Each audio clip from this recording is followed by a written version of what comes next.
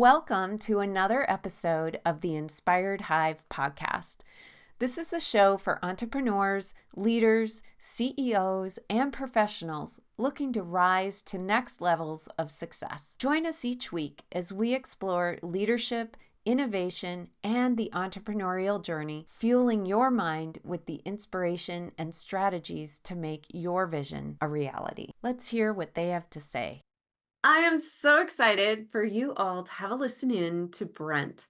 He is the founder and chief everything officer, CEO of Brent Morris Creative.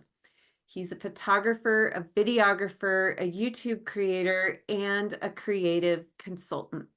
Brent learned his craft and earned a Bachelor of Fine Arts in animation at Savannah College of Art and Design. He is an avid hiker, an explorer. He manages a couple of fur-footed coworkers and has some amazing stories about his backyard adventures.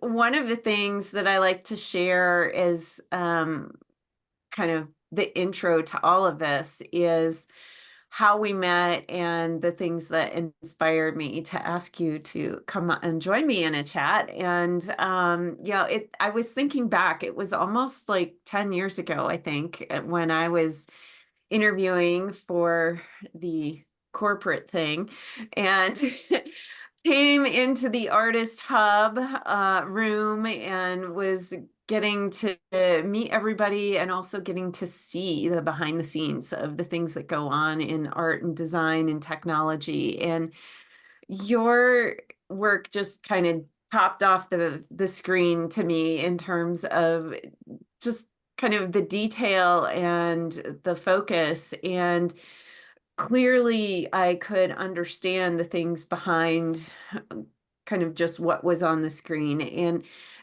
throughout all our projects together and all of our collaborations, I've been so inspired by how you can take the most complex computer technology, whatever information of how the art and tech work together and explain it to me in a manner that I can understand and then explain it to others. And that really takes a talent to explain and share those things. And you're really a true storyteller in that way. And your photography and your creative expressions do all of that. So I couldn't imagine a better conversation to have than to invite you to the Inspired Hive podcast and chat a little bit about where your story began. Yeah, I'm happy to be here. That's awesome to hear because I feel like I'm just, doing what I do. I don't really think about it as impressive or anything like that. So it's fun to hear other people's perspective, especially when it's so good, right? But you talking about explaining things simply has always been like a real big focus of me, weirdly so. So I'm glad you feel that that's true because a long time ago, there's that quote that's attributed to Albert Einstein that people don't really say, he probably didn't really say, but that's how I heard it, right? But it's if you can't explain it to a 5-year-old or an elementary school student in a way that they can understand, then you truly don't know what you're talking about. Wow. So I love I've that. always strived to like even whether it's real or not, like because as I've gotten older, I've read more about it. It may not have been him, like it may have just been fabricated, but I think the thought behind it is really good, and so I always strive to like learn things at least well enough to be able to explain them simply, and then if I can't, I keep my mouth shut. That is a good balance of both learning and what we're sharing. I wish so many had that perspective. Yeah. Oh. Yeah. I'm not sure that, because it's weird, like, especially since being out on my own, doing my own business, so much of it is, well, even if you don't personally feel that you're the best at a thing, like you always have to sell yourself, right? And so there's been a weird disconnect that I've had to overcome with like being absolutely truthful and explaining it the way that I can versus selling yourself a little bit because, like if I'm getting a new photography client, like I think my photography is great, but I always see room for improvement, right? Mhm. But I can't say that to a client. I gotta be like, yeah, no, I'm awesome. Like, and it's weird because I'm like, oh, I'm good. I can be better though. Like, it's what I'm going on in the back of my mind. So Mhm. I've had to learn more about the shut up part since Mm. starting stuff on my own. There's so many lessons in adventuring into entrepreneurship and Yeah. it maybe chat a little bit about kind of what that journey's been for you. Oh, it's a little crazy if you stop to think about it, but it just seemed natural because like when after the pandemic when VBI was like laying off most everyone just because of lack of work and everything, I immediately went on interviews and stuff, of course, and like half of them I would go and the people are like, oh, you've been at this one company doing jobs for over a decade, but we would really rather you have like a different job from a different company every single year because this is only one company's opinion of you. And then like the other half of the people on the interviews would be like, hey, we see that you've been at this one company for 11 years, and we love that. But since it's a small company, you've done a bunch of different jobs, and we really would have rather you've been at this one company doing one thing for Mhm. 11 years. And I'm like, after quite a few of those, I was just like, this is dumb because like obviously they don't know what they want, and I can just do this myself. So I just immediately flipped the switch and just started getting clients on my own instead of trying to do it through someone else because I was just like, no, I mean, like if half of the people want this one thing and the other half want something else, then obviously what I have to offer is a whole package. It's just not what HR in certain companies are looking for. So I might as well do that. And I mean, I think for a lot of people, that would be really weird to just do. Like they couldn't imagine just doing it on your own. But like I didn't think twice about it. And I don't know if it's just because like, my mom started her own medical practice. My granddad started his own business. My uncle started his own business. My dad started his own business. So it's like, just everyone that I grew up around, like they would start their own business if that's what they wanted to do, right? So I was just like, no, that's what I'm gonna do. Like, It's such an interesting story because you were surrounded by entrepreneurs, so you could see that journey and know that that's a doable thing. I think sometimes folks start a business without even having that community of not necessarily influence, but acknowledgement that this is, that can be done. And you tried the regular method of go out and see what's out there. And I love how you took that feedback or created that as feedback for yourself in realizing you have that whole package. And in just looking through your website, you have such amazing and complementary things that you offer for folks. Tell us a little about Brent Morris Creative. sure. I mean, originally it got started as product photography and social media ads and stuff for companies like Huckberry that I work with a lot. They were one of the first people, like back in 2011. I met the owners of that, Rich and Andy. And since then, off and on, even at VBI, like they would always call me up and like ask me questions about like, hey, we're doing this on social media. What do you think about it? Or can you like make this animation for us or whatever? And so they were like one of my first clients when I started on my own. And they were just like, hey, we want to get into TikTok. What's your hourly rate? Can you just make a bunch of videos for us to throw on there? And I was like, yeah, sure, absolutely. And but so like that it kind of started in that sense. And then also there was a lot of because my background is animation and Mhm. 3D modeling and all of that. I was doing a lot of that as well. And then I just kind of started doing creative consulting as well because a lot of these things like people had ideas, but they just didn't know how to sort of approach them or get them done. One of my professors, Pat Quinn, he always said this thing that it's one of those things that on face value you're like, well, duh.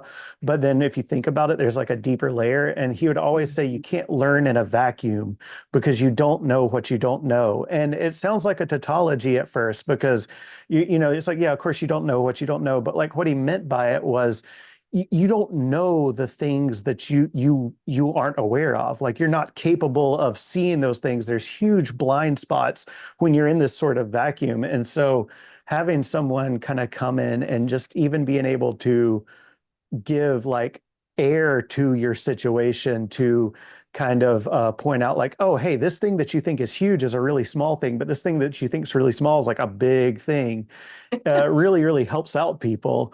And so a chunk of what I started doing was ending up with that. And that's why I ended up with, you know, Brent Morris Creative versus Brent Morris Photography or videography or something, because it became sort of this all-encompassing package where I'm doing, you know, if I can do the work, I'm doing animation, I'm doing photography, videography, ads, all that sort of stuff for people. But if I can't, I'm finding people for those companies that can do what they want to do. Oh, I And love so that. yeah, that's kind of why I just tried to keep it as big as possible because the idea just grew without, you know, me trying to grow it that way. It's just that's kind of what happened. And I'm all about like it organic and being organic and letting things happen and not being so rigid that you can't accept change or a swerve in your idea. I love that. I think being able to be flexible enough to pivot and still stay aligned and true to what your mission and core is key. Yeah, I hear so many amazing nuggets, even in what you're sharing at this point of, you know, thinking outside the box, helping others figure out the containers for the work that they want to do and being able to connect folks together. And you have such a breadth of community for that, but also from all the different skill sets that you bring to that. I think that's a huge, huge value. I'm curious what has inspired you or what inspires you in terms of maybe business, but life or just in Yeah. general. Man, this is a big one because, you know, a lot of people will say this, but not necessarily believe it. But like inspiration comes everywhere for me. And Mm, business-wise, it's definitely the family members like that have been there. And then if there's something that, you know, I don't know, like, you know, my mom's great business-wise with day-to-day and managing people and all of that. But with some of the sort of like business accounting stuff, she knows she's not as great at that. So she would refer me to people that she uses. And that's how I got started with that kind of stuff. But, and so being inspired and all that kind of stuff comes from everywhere. And that's one thing that like I've always really harped on when talking with people about like just business and life and betterment is, you know, you'll hear a lot of people, especially from like the super hustle culture, that they will be like, hey, you know, if you're not like reading self-help books, engagement, like that kind of stuff, you're not always focusing on growth, then you're not doing it right. Like you should never waste your time with, you know, like fiction books or anything like that. And to me, that's so silly. And I've always gotten arguments about this because like I feel like, yeah, like what they're saying is, you know, again, on surface, absolutely right. Like you should always be trying to better yourself. But I think what a lot of people miss is the especially with like fiction books or even manga comic books like this kind of stuff, you're really having to work this creative muscle that because like mm, when you're reading a fiction you're building the world in your head, you're seeing it, mhm. and like that creative muscle helps you in so many business making decisions, and a lot of people just overlook it, and I'm like, why? Like because if Mhm. you can think creatively, like if you don't do this, of course you can absolutely find the right solutions and the right answers, but it's just not as easy. It's like going to the gym, and if your mind works creatively, if it's used to creative processes, then you can think about creative solutions when problems come up. And I'm Oh, always just like, you gotta yeah. you gotta you gotta focus on that too, right? Like I Yeah, so love that. And as you were talking about that, I'm thinking, yes, Harry Potter is a self-help development book or series, yeah, because we get to creatively envision a lot of that in our minds if we're reading the book. I struggled with the movies because I had a whole different yeah, series going in my picture bank, but it really, we see the journey of others, and whether it's yeah, fiction, whether it's real, those stories convey so much. And yeah. you're right, it gets us thinking about, well, how would we do that? Or what would we do? Or how could we creatively utilize some of these things? So I love that you bring the world of art and creativity into what inspires you in your own.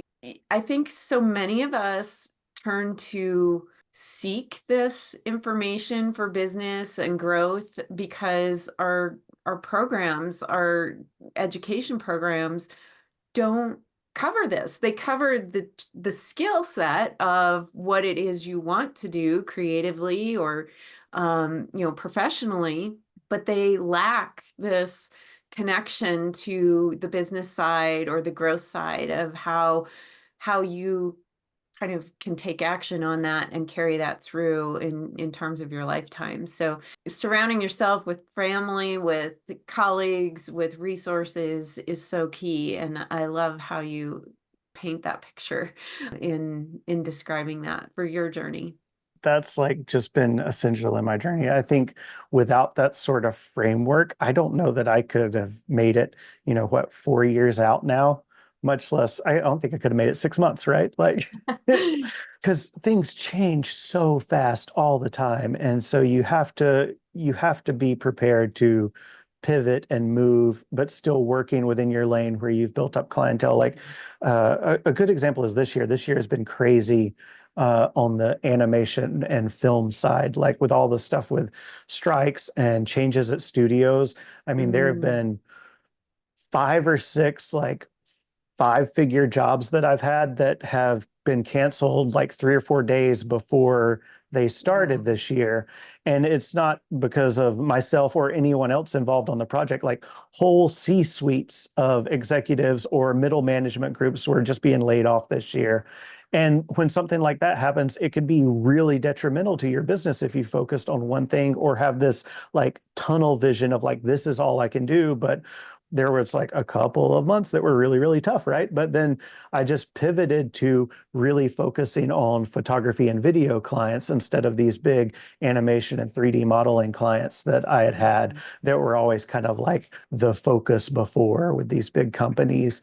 But and like it's tough, but you just got to be able to say, okay, well, let me just swivel and do. And the great thing Yeah. about being a team of one or two, because Heather helps me some, is you can do that very quickly, but you've got to be willing to. Like it's not just you start a business and then you push it forward and then it's just going to coast.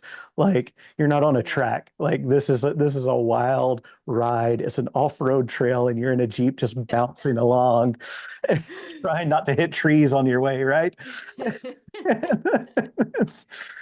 You're reminding me of the book Who Moved My Cheese, and I can't think of the author's name at the moment, but it is about these two mice who one just repeatedly does the same old, expecting the same things to happen, and the cheese is gone. And the mouse that can pivot and think creatively and do things a little differently can really thrive in the environment and develop the next thing. And I think that really is such an important quality. Are there, or is there one big lesson that you've been blessed with in this journey that stands out maybe as something you'd want to share with the listeners? hmm, let's see. I would say the biggest lesson that I've seen or learned in doing this is consider all your feedback very carefully because, like, growth may not happen as fast as you want, but that doesn't mean you're doing the wrong thing because a chunk of it is luck and timing, right? Even if you're doing exactly what you're supposed to do. So if you see small growth, small positive feedback that you're on the right track. Don't get discouraged and keep moving forward. Maybe you're tweaking some things here or there, but not going off course. Uh, Growth that's not as fast as you expected doesn't mean that you failed.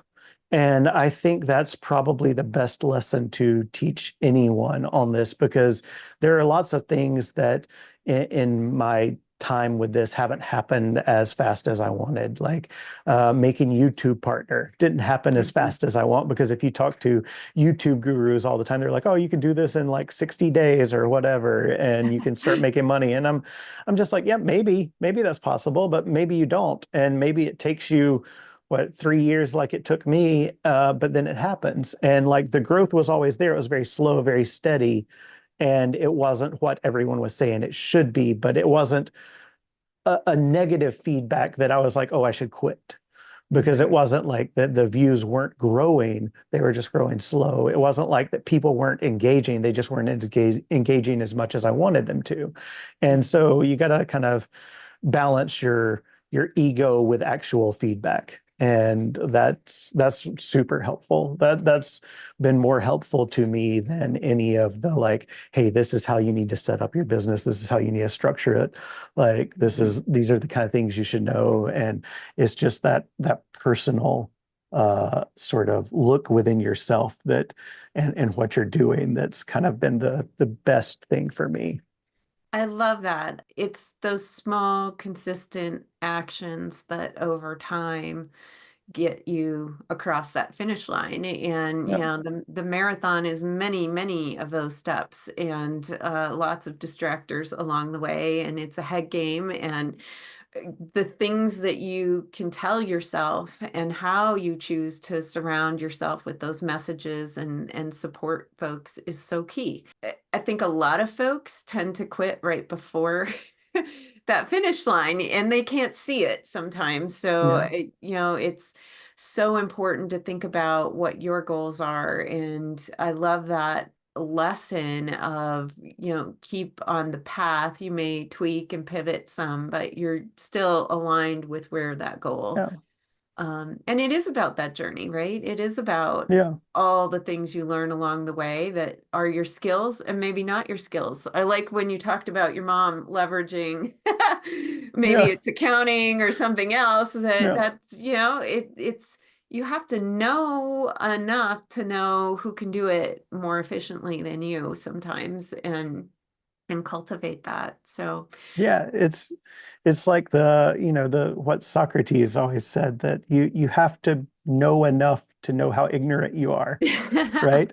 yes. And so you got to know where you're lacking and where to get help. And I think that, goes back to a big point of community. I think, as much as a lot of people will start something like this on their own by themselves, like you can't succeed Mhm. by yourself. Like you need to surround yourself with other people who are doing the same thing, whether they're family, whether they're friends, whether you meet them on Instagram and start talking. Like you've got to have that sort of feedback from external sources to help you along the way. Otherwise, you're just going to flounder. Oh, that is amazing advice right there of realizing there's support and not competition in that. Yeah. Yeah, I think sometimes comparison is the biggest challenge we have, right? But realizing we don't know all that backstory of where where folks have come from and that, it took you 3 years for the YouTube to kind of crack the code, right? And so it's imparting this kind of conversation for others who are on their journey and looking for inspiration. I would love to give you a couple minutes just to brag on yourself for what you've got going on right now, and so we can chime in and cheer you on. Sure. Doing great client work with a bunch of really awesome clients. Holiday season's always busy for this. I've been doing videos with Huckberry and like holiday gift guides, and then also real estate clients and stuff. But more entertaining stuff for me is definitely on my YouTube or Instagram, and people can go there. I'm Brent Morris on both, and they can kind of see more about my creative journey and what I do kind of every day with that. And then they can find me on my website if they want to hire me or work together or just, bounce ideas off of me because I love talking shop. That's probably a problem when you're trying to charge for it as well. But man, I can't help myself. I love talking to people about how things work, what they should do, and I love just it. that's so much fun. So yeah, just hit me up if you want to bounce ideas off of me or anything like that. But yeah, I'm doing some really awesome stuff on YouTube right now that I'm really excited about. And in the next couple of months, we're going to be doing. My brother-in-law is an ultra marathoner, and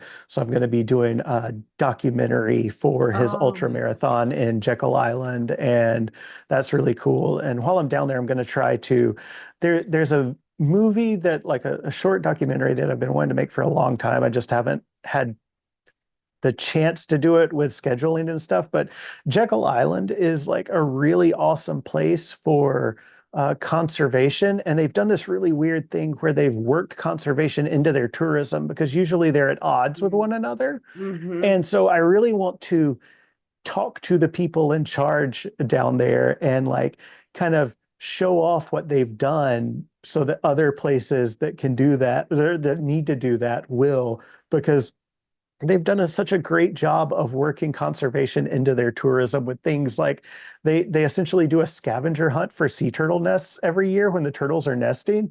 And so like you can call in and like tell them where a sea turtle nest is and they'll come out, and like it's always a big celebration and stuff. And usually like the places like that would be trying to get people to avoid the sea turtle nest and saying don't do this, don't come around. And like that's an antithesis of a place that is funded by tourism. And they've just done a great job of incorporating everything. And I really want to tell that story. But yeah, so I hopefully, love hopefully that. I'll be able to do that in January while I'm down there already. Oh, But fantastic. yeah, Well, I know you have a lot going on. I am so grateful that you carved out a little time to chat with me and to inspire those listening into the Inspired Hive podcast. I always try and end with a quote, and in thinking about some of the things that we've talked about and that are really themes that I know in our journey together. I found a quote by Frank Smith, and it says, "The best teachers are the best storytellers." And I really feel that lands for the things we've been talking about, but also to inspire those to really think through their stories and be able to not just share them, but also use them to inspire others. So thank you yeah, so, so much, Brent, for being here. yeah, of course. Happy to be here. So grateful you listened to this episode of the Inspired Hive podcast. Be sure to follow me on social media at Inspired Hive Podcast, and don't forget to subscribe to the podcast. I can't wait to see you back here for our next episode, and as always, remember to live inspired.